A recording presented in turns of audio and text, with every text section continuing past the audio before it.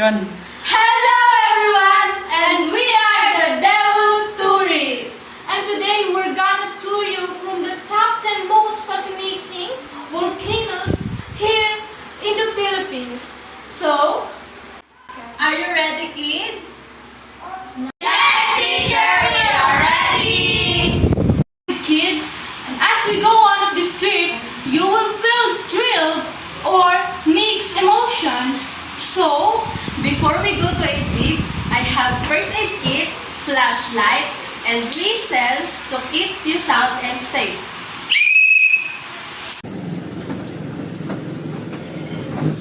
okay, so our first stop is the Mayon volcano. So, kids, line up please, line up. Dito ka na, Hindi.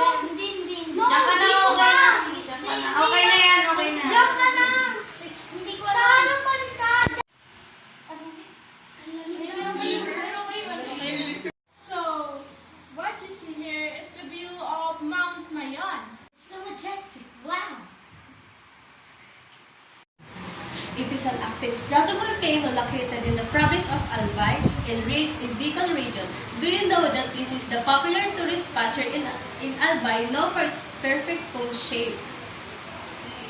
The volcano has the elevation of 2,463 meters, ocean feet, and the Mayon volcano is the most active volcano here in the Philippines that recorded 47 eruptions for the past 500 years.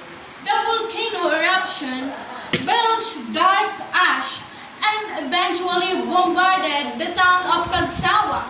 Proximate areas were also devastated by this eruption, and it accumulated 9 meters depth. In Cagsawa town, about 1,200 locals perished in what is considered to be the most lethal eruption in Mayon's history according to people. Do you know the Mount volcano, said to be grew from the burial ground of lovers? Thus, the ancient Bicolanos named it after the legendary heroine princess Daragang Mayon. Did the story of Mayon volcano hit you, kids? Line up again, kids!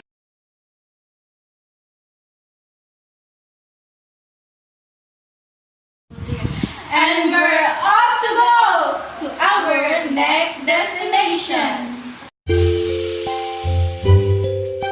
Now tired, kids? No! We want to travel more. Yes.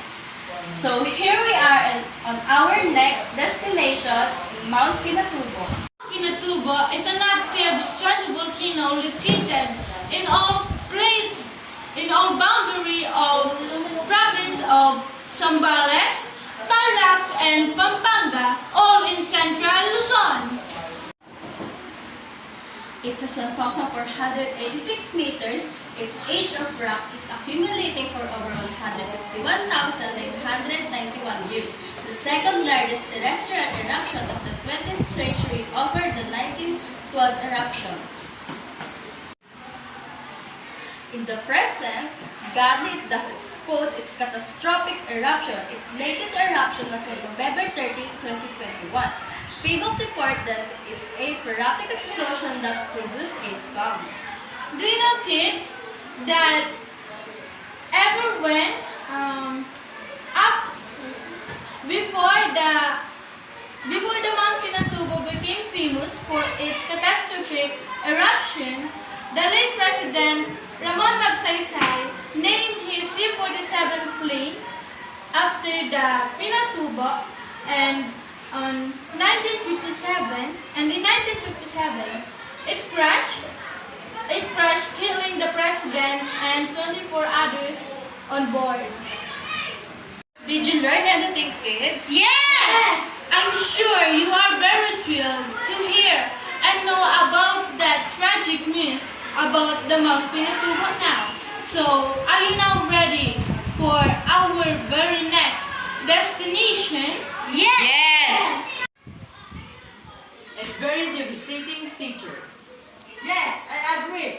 tragic.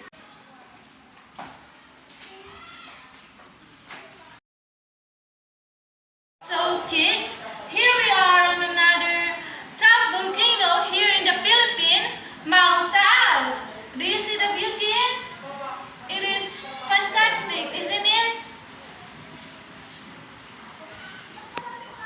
Mount Taal is an active stratovolcano located in the province of Batangas. The volcano is the country's second most active volcano in the Philippines with over 38 recorded eruptions. And do you know, the Mount Taal was formed by the subduction of Eurasian plate and Philippine mobile belt. And in the 1800s, it is known as the Bamban volcano. Why this volcano have crater? The Mount Taal have what we call caldera.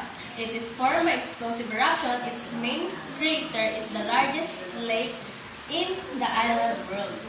And the view of this cinder cone, or the main crater of this Mount Taal, it can see on the Tagaytay Ridge, and it began destructive, and it had destructive explosion happened on August 11, 1879.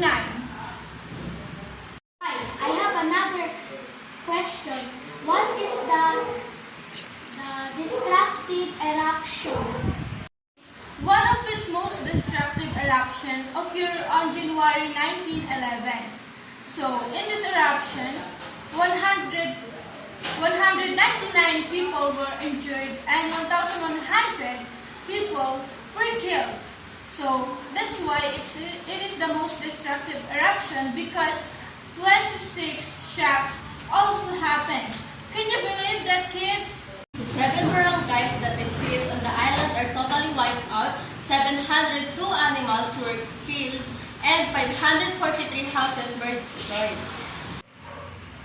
How terrible! Kids, it looks like you're tired now. So, here we are on another fantastic volcano here in the Philippines, Mount Hibok-Hibok. Hope this lightens up your day. Mount Hibok-Hibok is an active stratovolcano in the Philippines. It is also known as Catarmantle volcano. It has an elevation of 1,322 meters. Mount Hibok-Hibok has 6 hot springs, which is the Tarden, Naasag, Kiyok, Agdo, Bogoria, and Tangog. That means it's also called dangerous. Kids, Mount Hibok-Hibok erupted minor on 1948 to 1951. In 1948, the eruption of Mount Hibok-Hibok caused a little damage and loss of lives of 79 people on Camiguin Islands. And on 1958, the population of Camiguin Island was 69,000. After the eruption, it dropped by half to 34,000. So, did you learn anything, kids? Yes! Kids, so it is the last volcano here on the list. Don't give up now, because you will discover its most beautiful history. So, Mountain in the Mindanao and in the Philippines, but Mount Apo is not known to have historical eruption. So, Mount Apo is not known to have recorded historical eruption here in the Philippines because it is dormant volcano. But Mount Apo was climbed by Joseph Montari, a known anthropologist and missionary. And do you know the eruption of Mount Belingayan is known to have been caused by the Mount Apo. So, what is your reaction about that, guys?